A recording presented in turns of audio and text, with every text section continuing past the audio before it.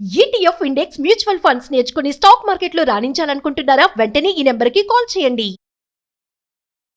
నమస్తే, welcome to Suman TV. ప్రస్తుతం మనతో పాటు ఉన్నారు అనలిస్ట్ డాక్టర్ నంది రామేశ్వరరావు గారు. సార్తో మాట్లాడదాం. నమస్తే సార్. నమస్తే. సార్, ఇప్పుడు డొనాల్డ్ ట్రంప్కి ఒక బిగ్ షాక్ ఏంటంటే ఇండియన్స్ రాకపోతే మరి అమెరికన్ పరిస్థితి ఏంటి, అంటే ఇండియన్స్ లేకపోతే అక్కడ ఏ రంగం ఏ సెక్టార్ కూడా నడవదా, అంటే దీని గురించి ఏం మాట్లాడతారు సార్? నడవదా అంటే చెప్పడం కష్టం మేడం, ఎందుకంటే ఇంతవరకు నేను అంతకుముందు కూడా మీకు చెప్పాను, every fourth engineer in the America is from India, every fourth engineer from India is from south, every fourth engineer from south is from United AP Telangana. ఇది స్టాటిస్టిక్స్. అంటే మన వాళ్ళు ఏంటంటే తక్కువ కాస్ట్కి అవైలబుల్ ఉన్నారు. ఎందుకు అమెరికా వాళ్ళు మన దగ్గరికి ఎందుకు వస్తున్నారు? వాళ్ళ దగ్గర మనుషులు ఉన్నారు, కాదే కావాల్సినంత సఫిషియన్సీ లేదు. ఎందుకంటే వాళ్ళు గంటకి $50, 40 నుండి $50 పర్ గంట చార్జ్. మనం $10-15 తీసుకుంటాం. అందుకని ఇండియన్ దాంతోపాటు మన ఇంగ్లీష్ కానీ, మన కమ్యూనికేషన్ స్కిల్ కానీ, మన స్కిల్స్ కానీ, నాలెడ్జ్ కానీ, ఐక్యూ లెవెల్స్ కానీ కంపేర్ టు అదర్ కంట్రీస్ మనం బాగానే ఉంటుంది. ఇవన్నీ కూడా ప్లస్ జాగ్రత్తగా చేసుకుంటూ పోతారు. హార్డ్ వర్కింగ్ కమిట్మెంట్ అనేది కనిపిస్తుంది. కొంతమంది అలా ఉండదు, వస్తారు పోతారు. సో ఓవరాల్గా చూసుకుంటే ఇండియన్స్తో పాటు మెక్సికన్తో పాటు చైనీస్ వీళ్ళందరూ మేజర్ పోర్ట్ఫోలియో ప్లే చేస్తున్నారు. సో టైట్ చేసి ఇప్పుడు H-1B వీసాలు టైట్ చేసి రూల్స్ పెడితే ఆటోమేటిక్గా వీళ్ళు ఆల్టర్నేటివ్ దారిలో ఎత్తుక్కుంటారు. సో వాళ్ళు లేనందువల్ల కొద్దిగా ఇప్పుడు మన 25% ఎక్కడి నుంచి చెప్పింది 20% మన వాళ్ళే ఉన్నారు అక్కడ ఎంప్లాయ్మెంట్ లెవెల్లో. కానీ సో వీళ్ళు లేరు అనుకోండి, కొనేవాళ్ళు ఎవరు ఉంటారు అక్కడ? మ్యానుఫ్యాక్చరింగ్ ప్రొడక్ట్స్ అంటే సంబడి దేర్ షుడ్ ప్రొడక్షన్ అయిన తర్వాత అమ్మగలగాలి. స్టాక్ పెట్టుకుంటే ఉపయోగం లేదు. సో ఓవరాల్ ఇంపాక్ట్ అయితే ఉంటుంది. మొత్తం ఉంటుందని చెప్పను, కొద్దిగా ఉంటుంది. ఇనీషియల్ 5-10 ఇయర్స్లో బాగా ఆ గ్యాప్ కనిపిస్తుంది. ఆ గ్యాప్ కవర్ చేయడానికి it will take some time. అంటే సార్, ఇప్పుడు మెక్సికన్, ఇండియా లాంటి దేశాలకు అవకాశాలు కల్పించకపోతే అమెరికన్ మ్యానుఫ్యాక్చరింగ్ సెక్టర్ దెబ్బతింటుందంటారా? పార్షల్లీ దెబ్బతింది, మొత్తం దెబ్బతింది. బట్ డెఫినెట్గా దేర్ విల్ బి లో అవుట్పుట్. ఎందుకంటే ఇన్పుట్ సరిగ్గా లేదు కదా. ఇప్పుడు అంతమంది అమెరికా వాళ్ళు ఉన్నా మన వాళ్ళు పిలిచి వాళ్ళు వీసా ఇచ్చి 3 సంవత్సరాలు, 5 సంవత్సరాలు, 7 సంవత్సరాలు రకరకాలుగా పెడుతున్నారు. పెట్టినప్పుడు ఆ ఇంపాక్ట్ అనేది కనిపిస్తుంది. ఎందుకంటే గ్యాప్ని ఫిల్ చేయడం ఈజీ కాదు. ఇప్పుడు మనకున్న లిటరసీ రేట్ కానీ, మనకున్న గ్రోత్ కానీ, మనకున్న జీడిపి కానీ మిగతా అన్ని కంట్రీలకి లేవు. కొన్ని కంట్రీలకి ఉన్నాయి, చైనా, జపాన్ తీస్తే మిగతా అంత లేవు. సో ఓవరాల్గా చూసుకుంటే ఇంపాక్ట్ అనేది పడుతుంది. కాకపోతే కంట్రీని మూసేస్తారని నేను చెప్పను, పార్షియల్ ఇంపాక్ట్ పడుతుంది. ఆ ఇంపాక్ట్ని ఎలా ఫీల్ చేయాలనేది మళ్ళీ వీళ్ళనే పిలుస్తారా, లేకపోతే కొత్త వాళ్ళని ట్రైన్ చేసి కొత్త వాళ్ళకి ఇస్తారా, వాళ్ళకి ఇస్తారా? ఇప్పుడు ఏంటి ప్రాబ్లం ఏంటంటే, మన ట్రంప్ గారి ప్రాబ్లం ఏంటి, మన దగ్గర ఉన్న సిటిజన్స్కి జాబులు లేవు. ఎక్కడో బయట నుండి వచ్చి చదువుకొని ఇక్కడ సెటిల్ అయిపోయి మన వాళ్ళు జాబులు వాళ్ళు కొట్టేస్తున్నారు. మన వాళ్ళు ఫస్ట్ మనం కొట్టు చూసుకోవాలి, తర్వాత మిగతా పొరిగింటి వాళ్ళు చూద్దాం అంటాడు. అది ప్లాన్. సో ఇవాళ నేను ఫస్ట్ టర్మ్ నుండి కూడా నడుస్తుంది. ఫస్ట్ టర్మ్లో అంత సక్సెస్ కాలేదు, ఇప్పుడు మాత్రం సక్సెస్ అయ్యడానికి చాలా తీవ్రంగా ప్రయత్నిస్తున్నారు. అంటే ఎప్పటి నుంచో చూసుకుంటే ట్రంప్కి వలసదారుల్ని ఆపేయాలనేది అయితే ఆలోచన ఎప్పటి నుంచో ఉన్నది. ఆయన దేశభక్తుడు, చెప్పాను కదా. ఇప్పుడు అంటే తప్పేం లేదండి. అది ఇప్పుడు మన దేశంలో మన ఫుడ్ లేకుండా వేరే వాళ్ళు ఫుడ్ చూడడం కరెక్ట్ కాదు. కానీ అట్లానే మన వాళ్ళు కూడా మన ఫీజులు ఎంత 50 లక్షలు 60 లక్షలు కడుతున్నారు అమెరికాలో చదువుకొని మీరు వెళ్ళిపోండి. రావదంట్లో ఇండియన్స్ రండి, చదువుకోండి, డిగ్రీలు తీసుకుంటే పట్టాలు వెళ్ళిపోండి అంటున్నాడు. మన అంటే నేను 50 లక్షలు ఖర్చు పెట్టా కానీ నేను అక్కడ ఒక 5 కోట్లు సంపాదించి మళ్ళీ రాకుండా ఎట్లుంటాను మన వాళ్ళు అంటారు.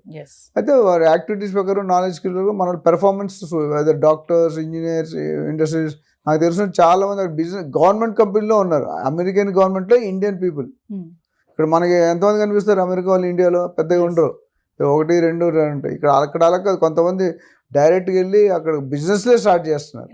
మా కజిన్ ఒకడున్నాడు ఇరిగేషన్లో, ఇక్కడ అమీర్పేటలో 13-14 BE సివిల్ చేసి అమీర్పేటలో 13,000 శాలరీ పని చేశాడు ఒక 20 years బ్యాక్.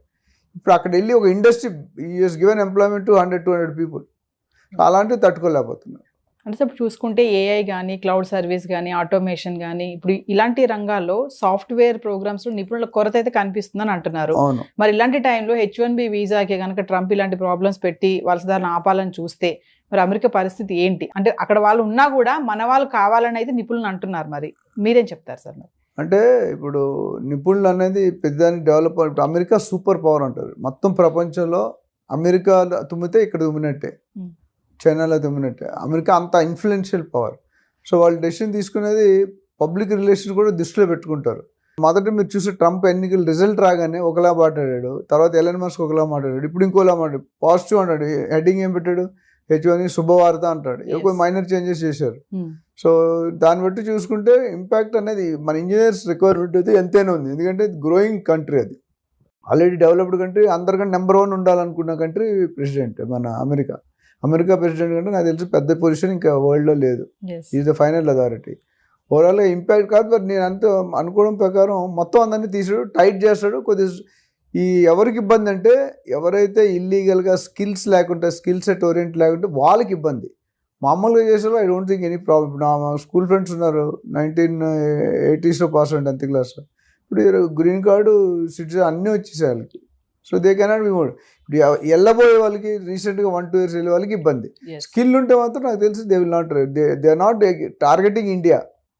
నేను లాస్ట్ టైం కూడా మన ఇండియాలో ఏంటంటే ఇప్పుడు ఇల్లీగల్గా ఎవరైతే పని చేస్తున్నారో, ఒక రెస్టారెంట్ నడుపుతున్నాడు మా ఇంకో కజిన్, ఆయన 12 మంది ఎంప్లాయీస్ అందరూ ఇల్లీగలే.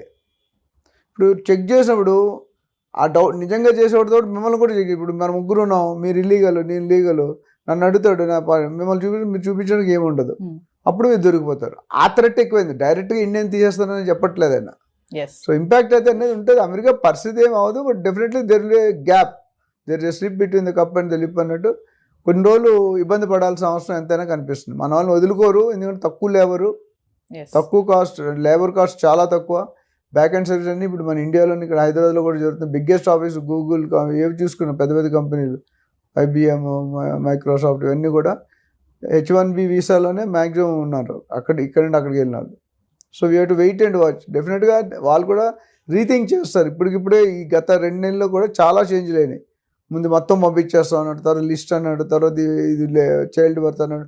సో కొన్ని రిఫైన్గా ఫైనల్ స్టేజ్కి వస్తాయి. నాకు తెలిసి ఇప్పుడు ఇవాళ 16 కదా, సో రేపు నుండి ఇంప్లిమెంట్ అవుతాయి అన్నారు కొత్త రూల్స్. Wait and see.